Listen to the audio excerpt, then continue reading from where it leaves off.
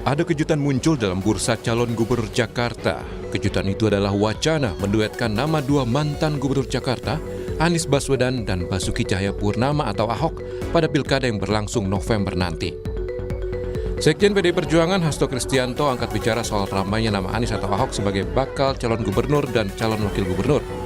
Hasto bilang nama-nama Bacagub dan Bacawagub diusulkan dari DPC dan DPD partai. Dan nama-nama itu baru masuk proses penjaringan di tingkat provinsi, sehingga Hasto belum bisa menyebut siapa nama yang sedang diusulkan ranting PDI Perjuangan.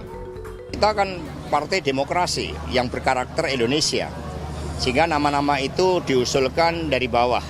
Kalau gubernur diusulkan dari DPC dan DPD partai, dan nama-nama tersebut sekarang baru proses penjaringan di tingkat provinsi untuk calon gubernur dan wakil gubernur. Jadi nama-nama akan tersaring sesuai dengan usulan dari daerah-daerah yang mohon maaf belum bisa kami sebut nama-nama yang terdaftar karena masih melakukan proses pencermatan.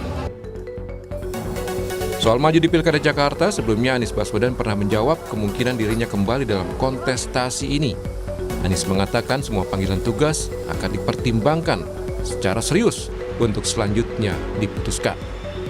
Yang kembali mengusung Pak Anies nih untuk Gubernur DKI, bagaimana responnya Pak?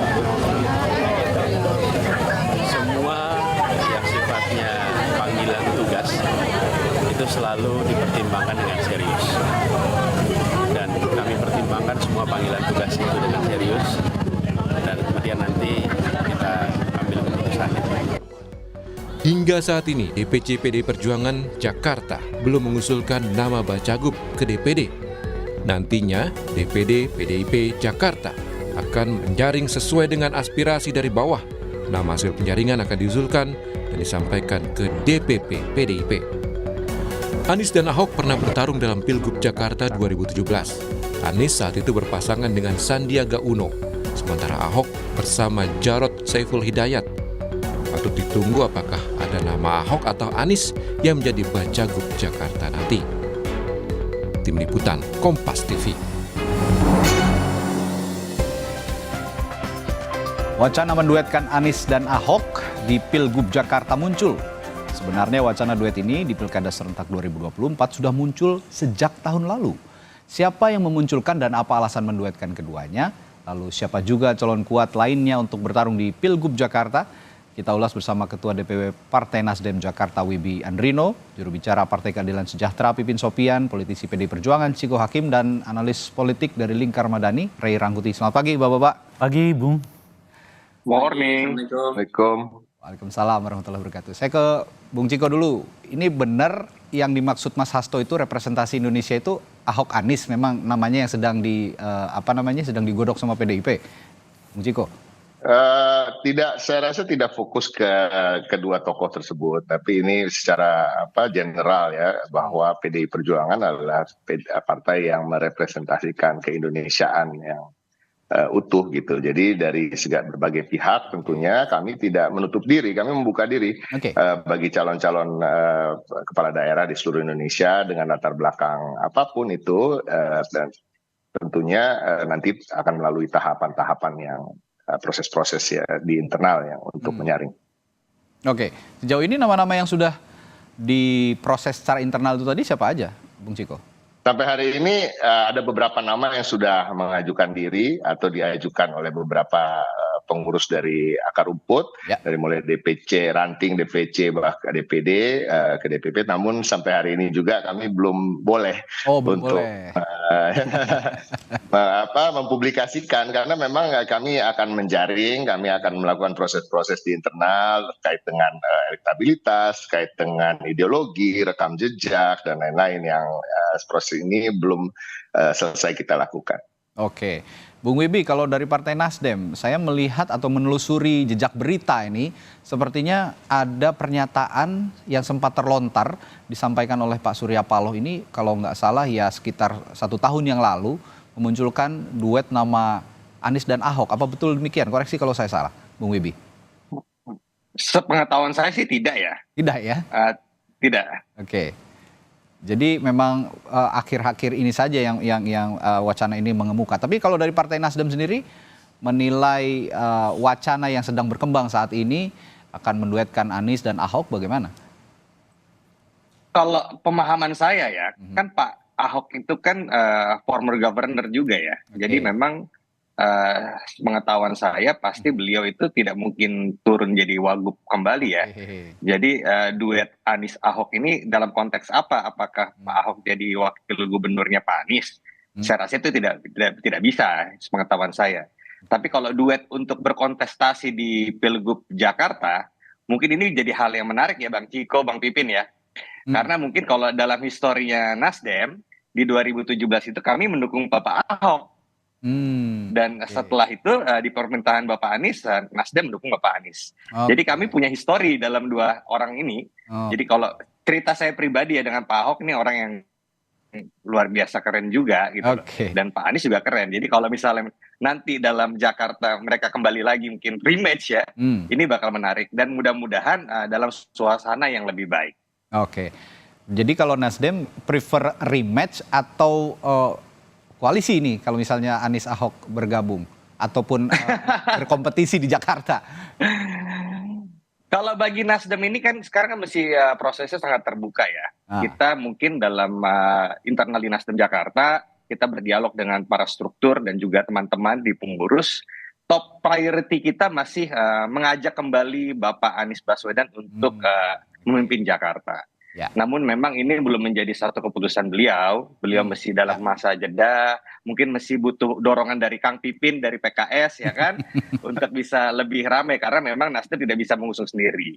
Nah kalau rematch dengan Bapak Ahok, ya sekarang Pak Ahok partainya bagaimana? Mungkin dari Kang Ciko yang bisa jawab itu. PDIP bakal dukung atau Pak Ahok kemarin akan mengambil jalur independen dengan mengumpulkan KTP, kita kan juga nggak tahu gitu kan. Ya. Ini nanti saya akan tanyakan juga ke Bung Ciko, tapi saya mau ke Bung Pipin dulu.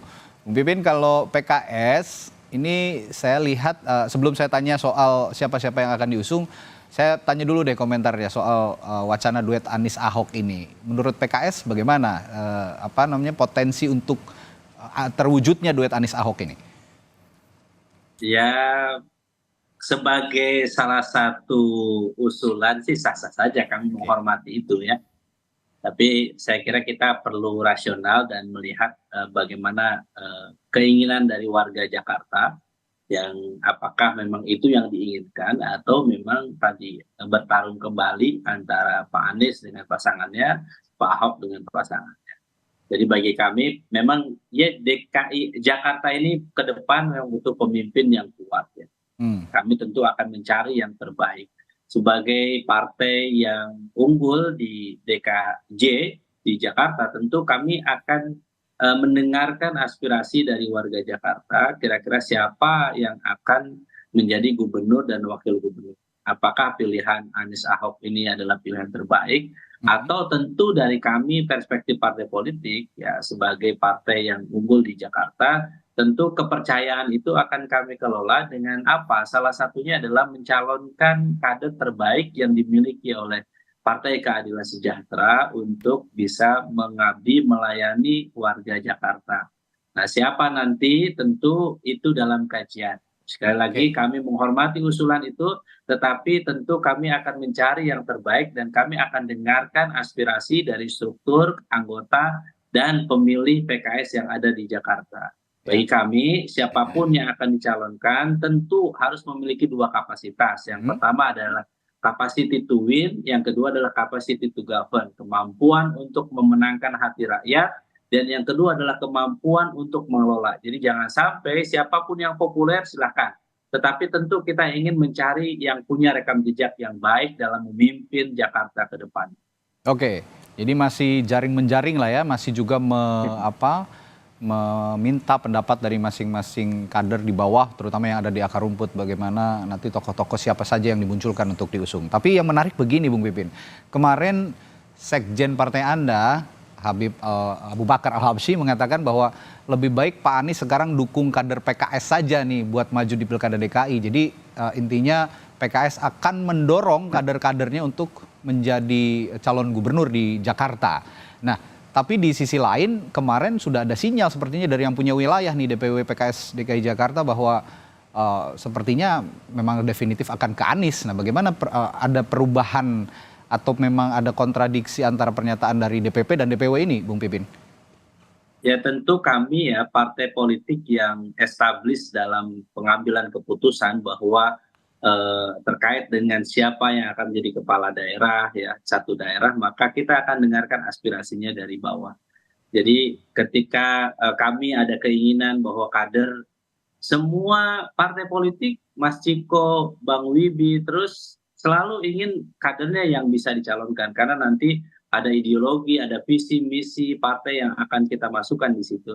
Tetapi tentu akan terganjal oleh dua hal. Yang pertama adalah elektabilitas. Ini yang akan kita lihat. Kita sangat rasional melihat peta di situ. Yang kedua adalah kita akan melihat bagaimana komunikasi politik antara kami dengan mitra koalisi. Karena kami tidak memiliki kemewahan pilihan untuk mengusung sendiri. Sehingga harus berkoalisi. Jadi bagi kami saat ini welcome. Kami juga masih membuka kemungkinan Pak Anies maju, ayo. Dan kemudian karena memang beliau juga sudah punya rekam jejak yang baik. Dan kami juga punya pandangan bahwa bisa jadi visi misi program kerja perubahan dan perbaikan yang kemarin dibawa di Pilpres kemudian tidak bisa diwujudkan karena kita kalah, maka kita akan bisa perjuangkan di DKJ ini. Yang kedua tentu kita ingin ikhtiar ya, kami komunikasi dengan Nasdem dan juga PKB karena kemarin kita juga sudah ada komunikasi bahwa akan menurunkan dari Pilpres kemudian Pilgub dan insya Allah salah satunya di Jakarta. Maka tentu kita PKS wajar jika kami menawarkan kader terbaik kami. Sebagai partai yang unggul di Jakarta, banyak kader-kader seperti Pak Sohibul Iman, mantan Presiden PKS, lulusan Jepang, punya prestasi yang luar biasa memimpin PKS. Kemudian ada Dr. Mardani, suara terbanyak di Jakarta Timur, tentu menjadi perhatian kami. Ada juga Pak Hoirudin yang merupakan Ketua DPW Jakarta yang sukses memimpin Jakarta menjadi unggul di Jakarta. Yang keempat ada juga Pak Igo Ilham, merupakan salah satu tokoh Betawi di Jakarta yang kita juga akan pertimbangkan untuk diusung. Nah bagi kami prestasi selama ini Pak Anies, prestasi kader-kader PKS ketika memimpin satu daerah seperti di Jawa Barat, Kang Aher yang begitu prestasinya luar biasa, tentu kami ingin ini bawa ke Jakarta. Sehingga kami berharap mudah-mudahan Allah memberikan ridho dan warga Jakarta memberikan kesempatan bagi kader terbaik PKS untuk memimpin Jakarta ke depan. Oke, ini sekalian jualan nih kayaknya nih, Kang Pipin nih, Bung Rey. Kalau dilihat tadi sudah... Pipin sampai gue hitungin sampai 4 kali. Ini sekalian beauty contest sepertinya buat PKS bagi hari ini nih. Kader-kader terbaiknya dimunculkan untuk kira-kira siapa yang akan bisa dilirik juga oleh partai lain. Karena Kang Pipin tadi mengatakan PKS tidak punya kemewahan untuk mengusung sendiri, harus berkoalisi. Nah saya tanya dulu ke Bung Rey, tadi kembali ke pertanyaan awal. Sejauh mana wacana duet Anies Ahok ini bisa terwujud sih sebenarnya di Jakarta melihat peta politik yang terjadi saat ini? Kalau kita buat dalam persentase saya kira di bawah 50%. Agak sulit berarti ya? Agak sulit. Pertama seperti yang disebutkan tadi itu kan siapa menempati posisi pertama dan yang kedua gitu. PDI itu nggak punya tradisi menempatkan kadernya sebagai posisi kedua kalau mereka memiliki suara yang sangat banyak. Dan di Jakarta mereka memiliki kursi kedua terbesar setelah PKS kan.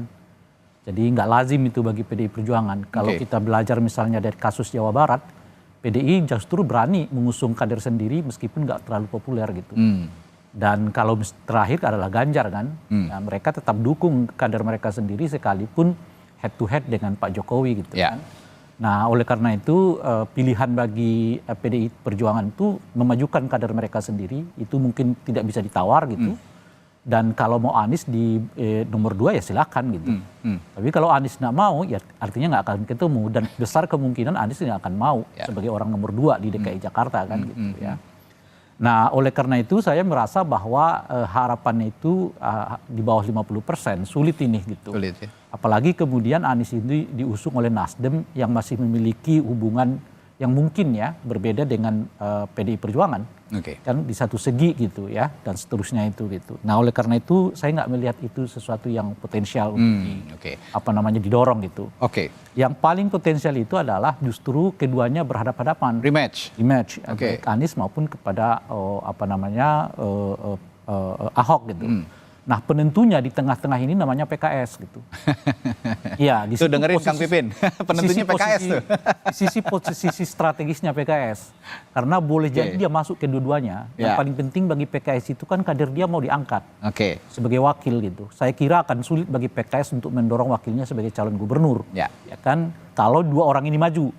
Kecuali misalnya dua orang ini nggak ada, sangat potensial PKS untuk mendorong kader mereka maju sebagai gubernur DKJ 1 gitu ya.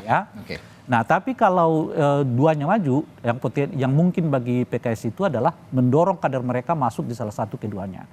Kalau yang masuk ke Anies, ya berarti bergabung dengan Anies. Kalau yang masuk ke Ahok, berarti gabung dengan Ahok. Dan kalau PKS gabung dengan Ahok, potensi menangnya menurut saya besar. Karena sejauh ini yang saya lihat, Anies itu sebetulnya kan lebih banyak di backup oleh PKS. Ya, karena artinya masa Anies itu adalah masanya PKS. Jadi kalau PKS-nya sendiri keluar dari Anies itu, potensi daya jual gitu, tanda kutip ya, Anies itu menurut saya melemah di DKI Jakarta gitu. Karena apalagi kalau kemudian gabungnya dengan PDI Perjuangan. Ya, artinya pemilik kursi terbanyak 1 dan 2 gabung, dan yang paling penting itu adalah masa keduanya itu militan, baik PDI militan maupun PKS adalah militan gitu ya. Nah persoalannya tentu ada hubungan psikologik di antara keduanya, ada hubungan simbolik di antara keduanya, dan juga mungkin ada hubungan ideologis keduanya. Nah cuman kalau kita melihat tren politik akhir-akhir ini, orang sudah nggak lagi membaca A, B sesuatu yang berbeda, sama saja gitu loh. Jokowi dengan Prabowo ketemu, lalu Prabowo ketemu dengan Gibran, publik menerimanya menjadi 58,sekian%. Jadi kalau sebetulnya PKS ketemu dengan Ahok gitu, luka yang terjadi di Pilkada DKI Jakarta nggak terlalu dilihat sebagai faktor untuk menentukan kemana arah, apalagi kemudian Ahok ya berhubungan ya, berbeda sikap dengan Anies Baswedan dan seterusnya itu gitu. Nah dalam konteks itu potensi PKS menurut saya digabungkan dengan Ahok itu bisa sampai di angka 70%. Tetapi tentu saja ya paling besar itu adalah 80% mereka ketemu dengan Anies Baswedan dengan catatan ya itu tadi ya, Aniesnya gitu ya menerima wakil dari PKS gitu. Nah kalau itu yang terjadi, justru komposisi partainya menurut saya agak menarik. Sebab besar kemungkinan kalau misalnya Anies bersama dengan PKS, kan dua partainya ketemu tuh, PKS dengan Nasdem. Pertanyaannya PKB mau kemana? Kan kira-kira gitu. Kalau misalnya koalisi perubahan yang dimaksud. PKB ini adalah partai yang nggak mau disepelekan gitu loh, kira-kira kan. Kelihatannya begitu tuh. Jadi kalau penting dia akan cari yang lain gitu. Nah kalau itu caranya, besar kemungkinan dia akan nyebrang ke PDI Perjuangan. Oleh karena itu tinggal sekarang kita melihat partai-partai yang lain. Nah kalau tidak, besar kemungkinan ada 3 calon gubernur di DKI Jakarta, di mana 2 partai sudah mengusung Anies dan Pak Ahok gitu ya, ditambah dengan PKS, ditambah dengan Gerindra. Menurut saya Gerindra punya potensi untuk bergabung dengan PDI Perjuangan.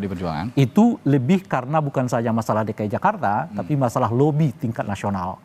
Jadi kalau PDI dengan Gerindra gabung di DKI Jakarta, itu artinya rayuan yang sebelumnya ini dilakukan oleh Gerindra terhadap Ibu Mega sedikitnya tercairkan di DKI Jakarta gitu, sehingga PDI nggak kelihatan seperti oposan bener terhadap Partai Gerindra gitu. Nah cuma yang kita belum lihat ini peluang Golkar, PAN, PKB. Kalau yang lain ini kelihatan sudah mulai terbaca. Masih cair ya Golkar, PAN, PKB. Nah pertanyaan saya selanjutnya, apa intensi pihak yang memunculkan wacana ini, wacana duet Anies dan Ahok, dan siapa, kalau boleh menduga siapa kira-kira orangnya yang pihak mana yang memunculkan isu ini? Tapi jangan dijawab dulu ya Bung Rey. Akan kita bahas sesaat lagi di Sapa Indonesia Pagi, tetaplah bersama kami. Kembali di Sapa Indonesia Pagi, masih membahas wacana duet Anies dan Ahok memungkinkankah akan terwujud di Pilkada Jakarta? Tapi dari pembicaraan kita sejauh ini sepertinya agak sulit. Ya, yang akan saya tanyakan selanjutnya ke Bung Rey tadi yang sempat tertunda. apa intensi pihak-pihak tertentu yang memunculkan wacana ini, dan kira-kira kalau boleh menduga siapa pihaknya? Saya tidak tahu siapa ya, tetapi kalau menduetkan itu punya alasan yang cukup rasional. Oke. Kalau Ahok dengan Anies itu digabungkan ya selesai. Iya, satu putaran selesai. Udah selesai gitu. Oke. Saya kira kandidat yang lain udah sulit. Oke. Paling kita berharap dari kandidat independen kan. Kalau partai menurut saya udah angkat tangan lah. Kalau independen masih oke, karena mereka punya semangat untuk setidaknya ya mendapat nama di DKI Jakarta dan seterusnya gitu. Nah, jadi kalau pertimbangannya logik, rasional, ya itu logik dan rasional, meskipun tentu ada hambatan, karena bagaimanapun Ahok dengan Anies itu di Pilkada DKI 2017 yang lalu kan cukup keras kan. Oke. Ada pembeda yang sangat keras di antara mereka. Nah, cuma seperti yang saya sebutkan tadi, tren politiknya sekarang ini kelihatan bersekutu gitu loh. Jadi meskipun ada pembedaan yang sangat kuat, tapi kelihatan ada tren politik yang sekarang lebih menyukai persekutuan tanda kutip ya dibandingkan dengan perbedaan. Dalam konteks itu setidaknya sampai sejauh ini kalau terus berkembang, misalnya PDI agak diuntungkan nih. Kenapa gitu? Karena wajahnya yang selalu ini dianggap sebagai orang yang tidak ramah terhadap katakanlah kelompok Islam, sedikitnya akan tercairkan dengan isu yang diangkat ini gitu ya. Pada faktanya mereka tidak ada masalah kok dengan Anies Baswedan dan seterusnya itu, dan pada saat yang bersamaan mereka mengakumulasi tanda kutip ya, bahwa tanda kutip ya perbedaan politik mereka cuma dengan Pak Jokowi sekarang, bukan dengan yang lain gitu kira-kira.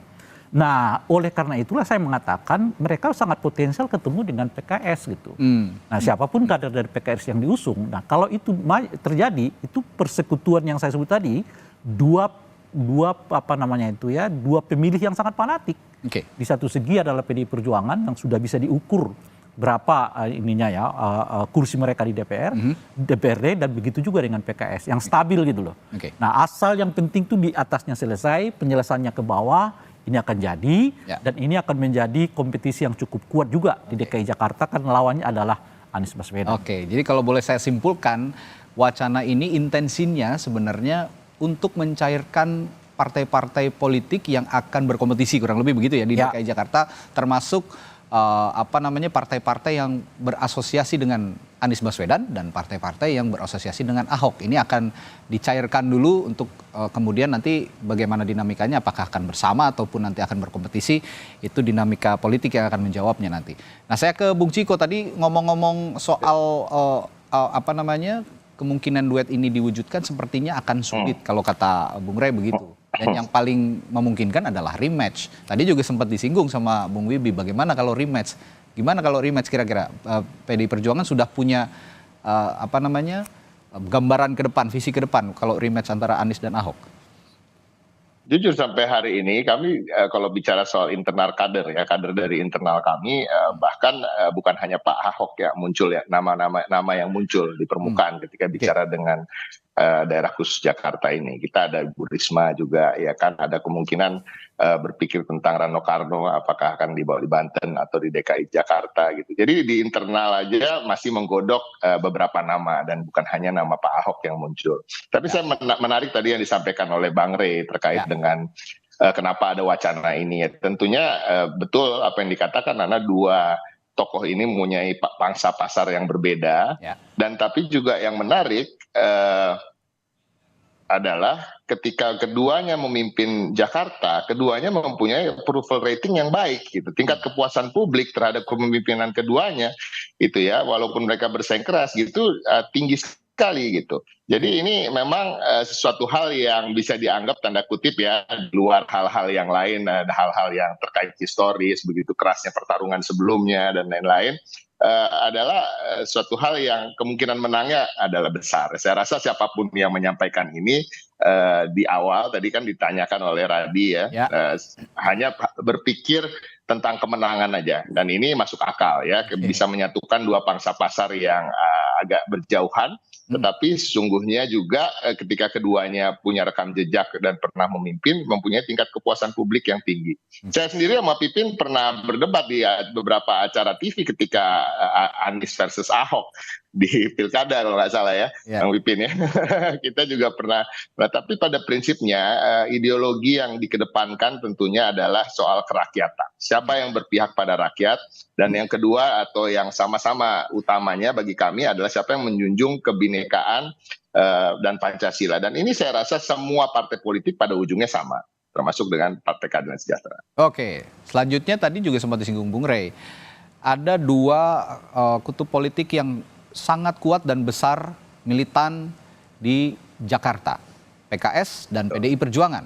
Nah, kalau memang ada kemungkinan atau ada probabilitas yang cukup tinggi untuk bergabung dengan PKS, sejauh ini ada pembicaraan nggak ke arah sana?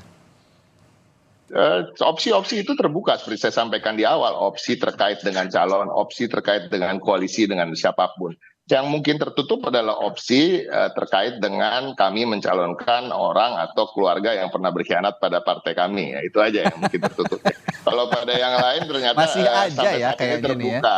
Nah, karena memang pesan kalau kita sampai dengan Partai Keadilan Sejahtera pun di berbagai daerah kita juga ada koalisi-koalisi ya kan yang sudah terjalin ketika mengusung calon gubernur maupun calon bupati dan calon wali kota.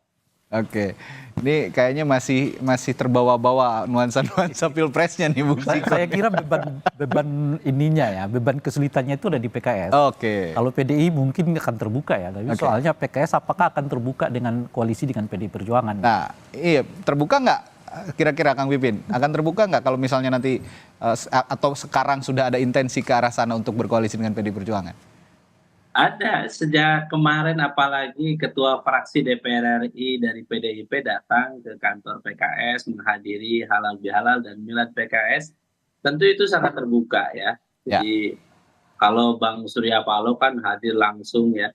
Dan saya kira bagi kami suatu kehormatan dengan siapapun kami siap berkoalisi. Tadi saya kira kita sepakat bahwa visi misi kita adalah untuk bagaimana mensejahterakan rakyat, membangun kemajuan. Kita concern bagaimana Pancasila itu tetap menjadi kontrak sosial di antara kita ya, sehingga menyatukan kita. Jadi bagi kita kerjasama dimanapun sebagai relaksasi politik itu sah-sah saja. Jadi kami tahu kita sempat tegang di Pilpres kemarin, tetapi masa mau dilanjutkan terus. Kita akan bangun relaksasi bahwa di atas memang kita punya 3 kubu, 01, 02, 03.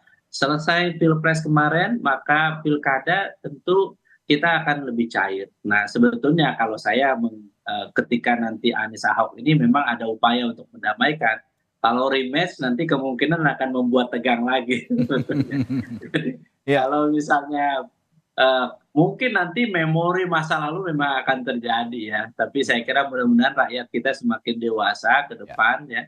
Melihat bahwa siapapun ketika melakukan kesalahan kemudian diberikan sanksi, maka saya kira ada kesempatan untuk setiap orang silakan untuk mengabdi kembali. Tapi bagi kami sekali lagi tentu PKS akan memperjuangkan siapapun yang menjadi calon gubernur dan calon wakil gubernur, dua kapasitas yang dimiliki, capacity to win dan capacity to govern, ini menjadi syarat yang mutlak bagi kami. Dan bagi kami sekali lagi kami punya misi ya bersama Pak kemarin koalisi perubahan untuk membawa visi misi dari perubahan dan perbaikan itu kalau tidak bisa dilaksanakan se-Indonesia, maka kita berharap di pilkada yang kita menang, kita akan usahakan untuk bisa diwujudkan. Salah satunya adalah daerah khusus Jakarta sebagai salah satu simbol ya Indonesia dalam bentuk miniatur, tentu kita akan perjuangkan.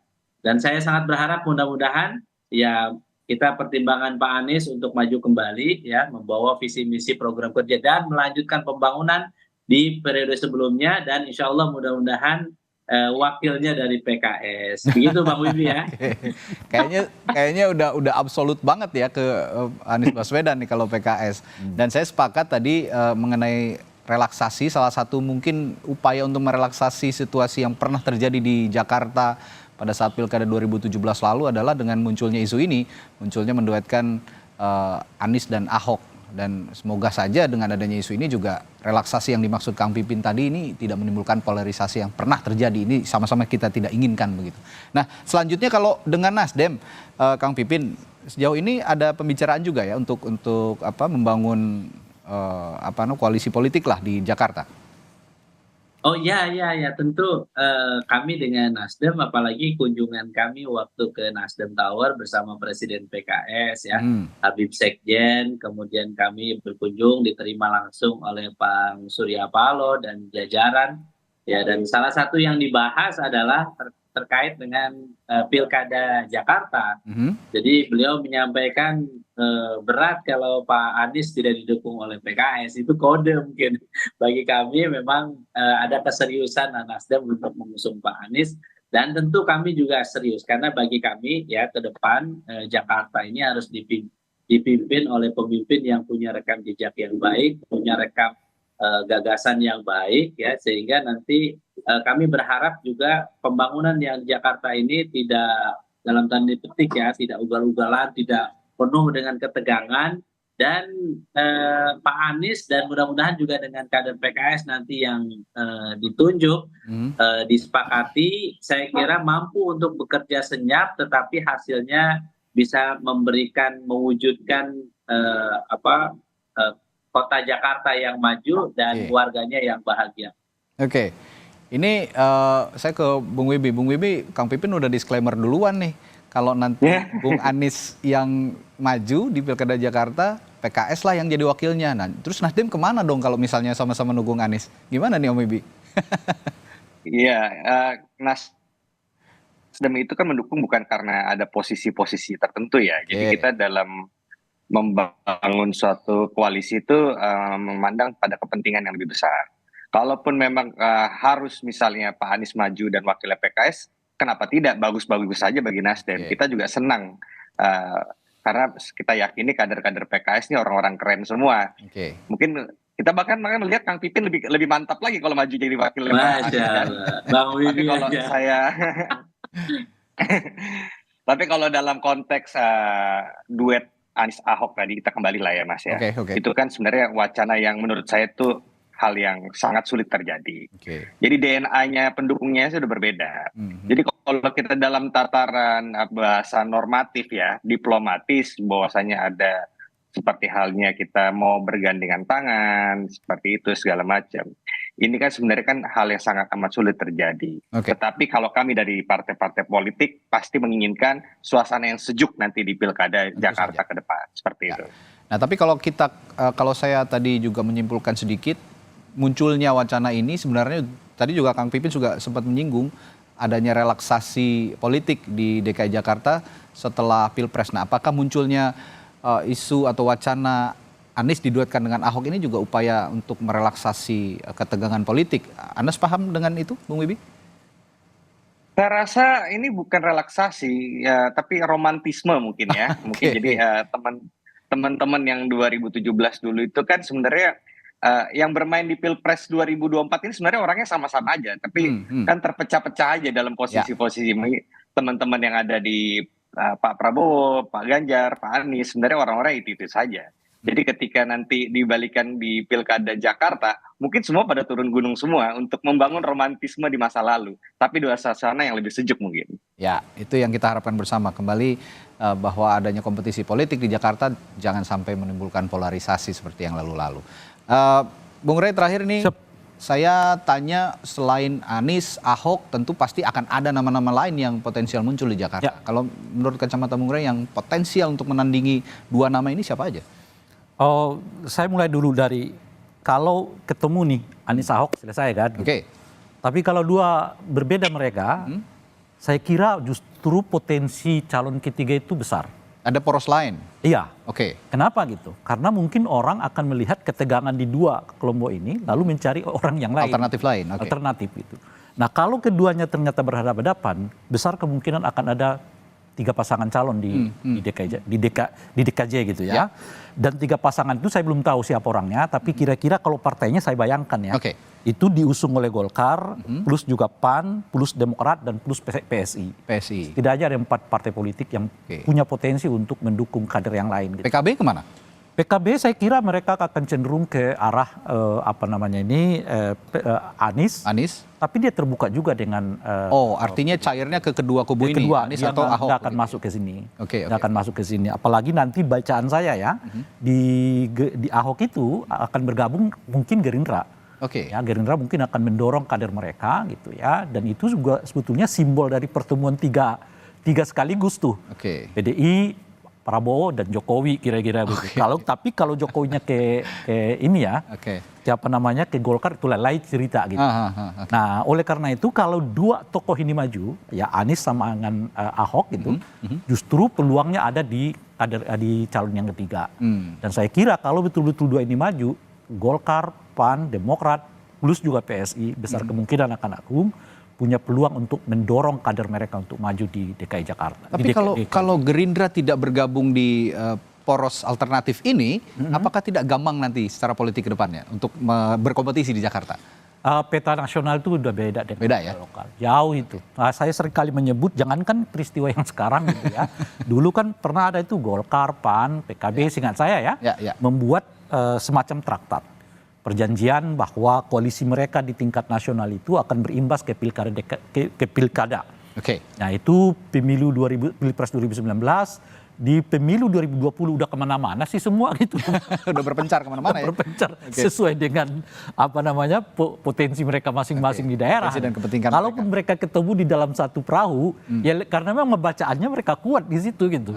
Kalau temannya nggak kuat, ya dia pilih yang lain juga gitu. Jadi sangat tidak relevan lagi membaca koalisi di tingkat nasional dengan koalisi di tingkat lokal gitu. Oke, kalau bicara figur dari poros alternatif tadi, Golkar, PAN, PSI dan Demokrat, kira-kira siapa yang potensial? Itu yang saya sebut tadi, saya belum bisa terbayang jujur. Tapi yang kuat gitu. Kalaupun mereka mendorong, memang mereka harus cari figur yang betul populer. Kenapa saya katakan populer? Karena jeda waktunya cuma 6 bulan.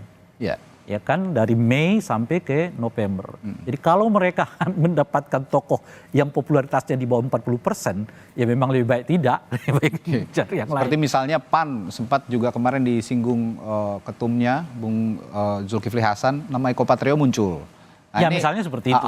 Jadi cari nama-nama yang relatif populer karena kecenderungan pemilih kita saat ini menurut saya relatif tidak terlalu melihat apa yang dengan rekam jejak sih. Popularitas kan kalau kita lihat di Pilpres yang sekarang ini dan juga di Pileg, orang-orang populer itu meski nggak memiliki rekam jejak bisa kepilih kok. Kalah dengan mereka yang memiliki rekam jejak yang sudah menabung reputasi bahkan mungkin 4 tahun 5 tahun sebelumnya gitu bisa kalah dengan. Dan rekam jejak dan reputasi ini ada di diri Anies dan Ahok, kira-kira begitu kan? Iya. Karena dua-duanya pernah memimpin Jakarta. Kalaupun kemudian mereka nggak populer nggak bisa juga. Gitu. Jadi memang banyak kepala daerah mungkin di tingkat lokal sekarang ini yang bagus sekali, tapi kalau nggak populer sulit juga untuk dibawa ke ke pilkada gitu maksud saya ya. Kenapa gitu? Karena kelihatan sekarang tipologi pemilih kita, apalagi di kalangan anak mudanya gitu ya, itu memilih popularitas berbanding dengan itu tadi kan rekam jejak. Selama popularitasnya tinggi, kuat, apalagi menjelang pelaksanaan pilkadanya gitu, rekam jejak dan sebagainya itu nggak terlalu signifikan bagi pemilih untuk menjatuhkan pilihan gitu. Nah sekarang jadi tinggal beauty contest aja dulu nih. Poles-poles. Saya nggak bicara positif negatif ya. Saya bicara kelihatan fenomena yang kita alami sekarang ini. Apakah situasi ini positif? Ya nggak jelas positif gitu menurut saya. Jelas tidak positif, negatif bagi demokrasi kita karena orang terpesona pada semua pencitraan kan. Nah tetapi ya itu kalau kita melihatnya dalam konteks pilkada 6 bulan ke depan Anda nggak bisa main-main juga dengan popularitas itu.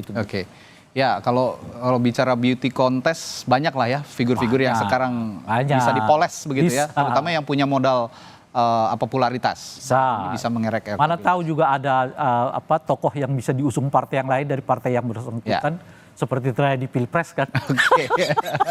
Tiba-tiba langsung muncul dan langsung menang. Langsung menang. Kan? Nah ini juga menarik. Dan disesuaikan umurnya. Nah, langsung komentar lagi Bung Ciko. Ini memang nuansanya belum habis sepertinya untuk Bung Ciko. Menarik sekali kalau memang peta politik yang diungkapkan Bung Rey tadi bisa terjadi poros lain selain ada poros yang mendukung Anies dan Ahok atau mungkin ya mana tahu ada pembicaraan yang benar-benar serius dan mengikat wacana Anies dan Ahok ini meskipun tadi dibilang masih kecil sekali kemungkinannya bisa terwujud. Kita masih tunggu, politik yang sangat dinamis, masih ada beberapa bulan sebelum Pilkada DKJ atau daerah khusus Jakarta ini berlangsung nanti pada November 2024. Terima kasih narasumber saya pagi hari ini. Ada politisi PDI Perjuangan Ciko Hakim, lalu dari Nasdem ada Bung Wibi, Kang Pipin dari PKS, dan Bung Rey dari Lingkar Madani telah berbagi perspektifnya soal Pilkada Jakarta. Terima kasih Bapak-Bapak, sehat selalu, sampai jumpa lagi.